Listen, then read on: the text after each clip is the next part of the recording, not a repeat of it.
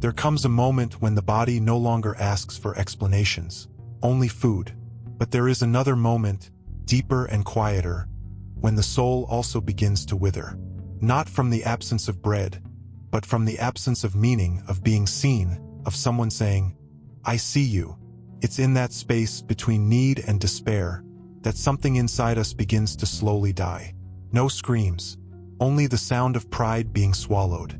Because hunger, real hunger, isn't just for food. It's for presence, for purpose, for worth. She had already crossed the line where pride acts as a shield. There was no shield anymore. No words, no answers. Just the raw urgency to survive one more day.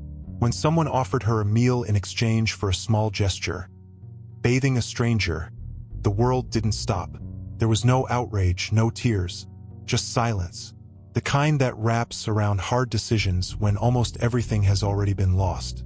Because accepting isn't always a choice. Sometimes, it's the only step left before the fall. Sometimes, it's the only way to tell your body, hold on. Just a little longer. She didn't know his name, didn't care to. She only knew he was rich, sick, and in need of care. But it wasn't about the bath. It never was. It was about what the gesture revealed. About touching someone without wanting anything in return. About being touched with the eyes, with memory, with the dignity of someone who still holds on, even when the world has already turned away.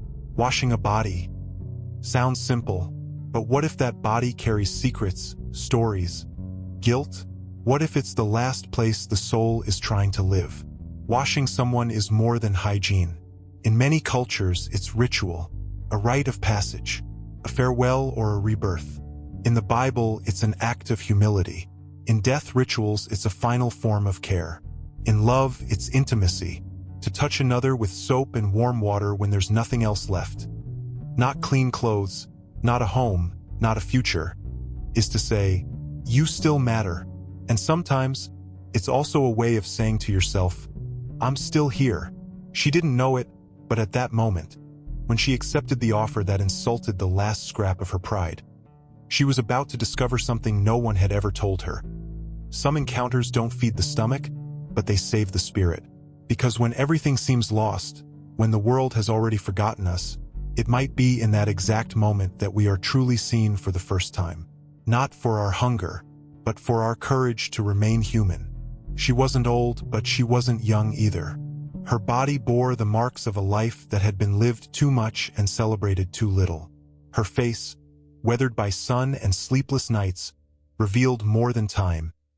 It revealed the loneliness of someone who had been forgotten by the world and by herself. She didn't beg. She didn't ask. She had learned that even hope gets tired. And when hope tires, what remains is silence. A silence that doesn't scream or protest. It simply spreads into the cracks of the day until it fills everything. People passed by her every day. Rushed eyes, phones in hand, bags clutched close. They pretended not to see her, not out of cruelty, but out of a strange kind of fear. The fear of seeing their own fragility reflected back at them. She had become invisible, not by choice but from exhaustion. To be seen takes energy, and hers had run out long ago. Psychologist Brené Brown calls it quiet emotional abandonment, the kind that leaves no visible marks but corrodes identity like rust on iron. Before the streets, she was a caregiver. Her hands were delicate despite their strength. She had cared for her mother until the end. After that, there was no one left to care for her. Day by day, she lost pieces of who she was. First the bedroom, then the furniture, then her faith, and finally her name. Yes, her name. Because there comes a point when no one calls you anymore, and you forget what your laughter sounds like. It had been so long since she heard her own laughter. She doubted she still knew how. When she was offered food in exchange for that bath, she didn't think of humiliation. She thought of dignity. She thought maybe there was something in that gesture, something that could give her a small trace of meaning again. It wasn't about money or about the man.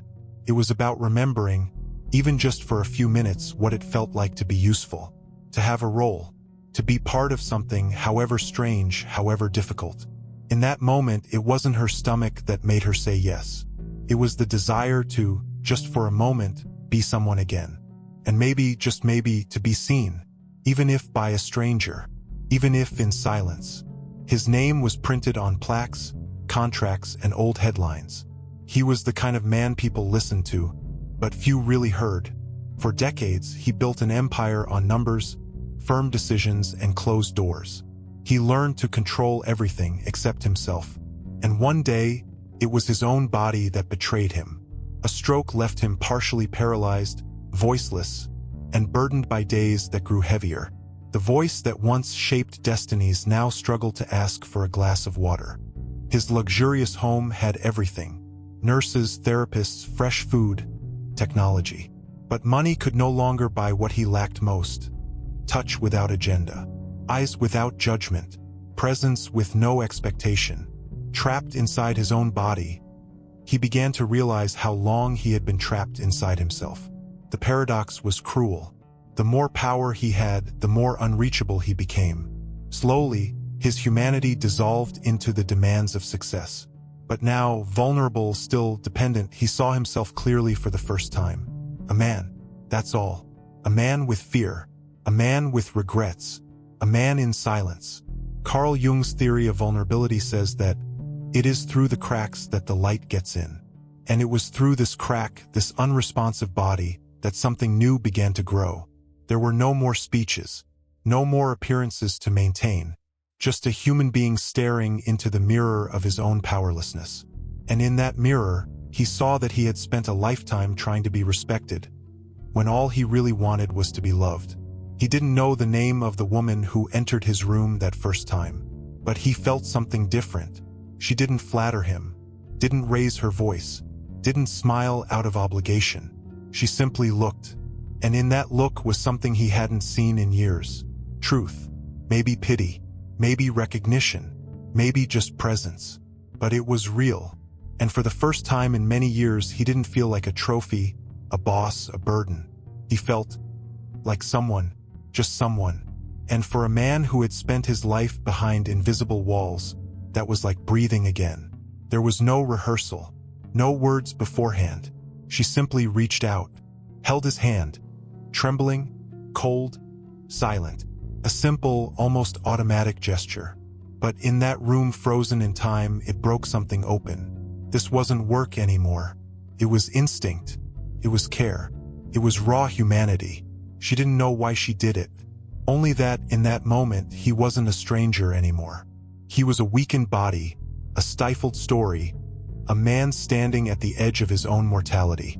And she, with her calluses and scars, knew exactly what that felt like. Knew it too well. As she gently soaped his chest, a melody escaped her lips.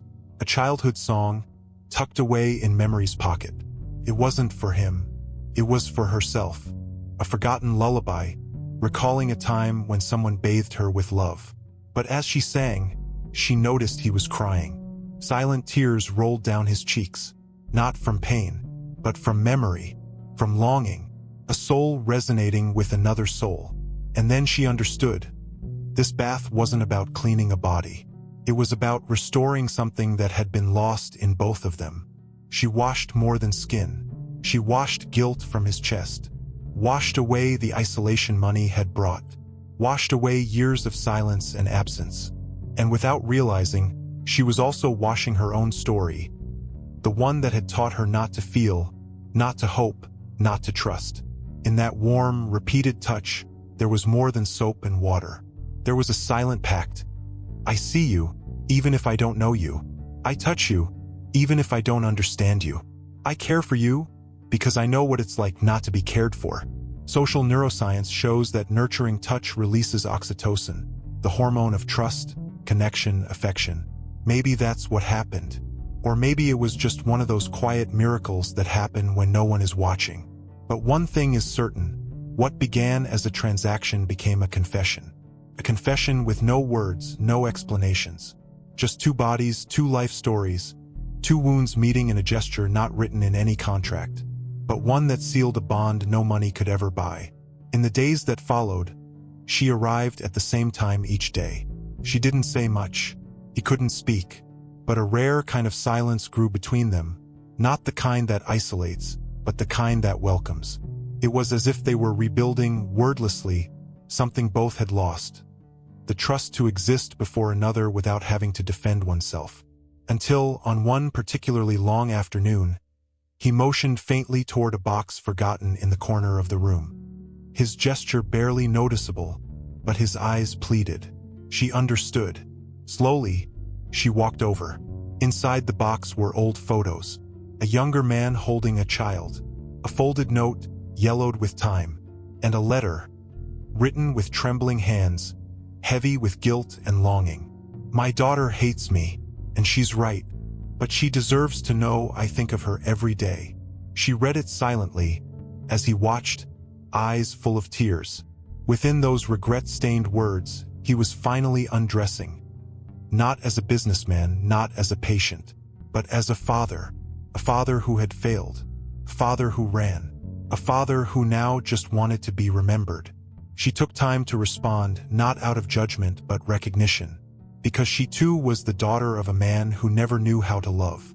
And for a moment, time blurred inside her. It was as if that apology echoed the one she had waited her whole life to hear. The wounds mirrored each other like cracked glass reflecting the same pain. And in that meeting of broken stories, something sparked. For the first time in years, she felt she had a mission bigger than survival. Maybe she was there not just to care for his body, but to carry a message, to build a bridge, to rescue something that could still be saved. She kept the letter carefully, without promises. And when she said goodbye that afternoon, she held his hand longer than usual. That gesture said everything. He didn't need to fear being forgotten anymore, because even if forgiveness never came, someone knew, someone cared. And deep down, maybe that was what he had longed for all along. Not redemption, but one final gaze that didn't condemn, a gaze that recognized him, and that he received.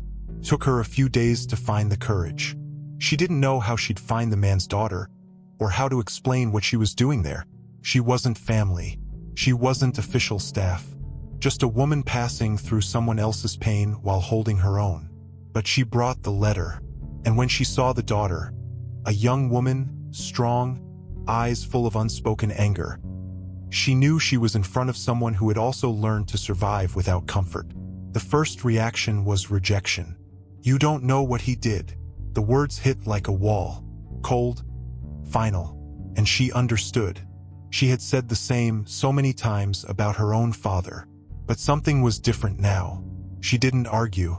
She just looked at her and said, in a voice shaped by silence, I saw the man, not the father. But maybe he only learned to be a man after failing as a father. Then she left.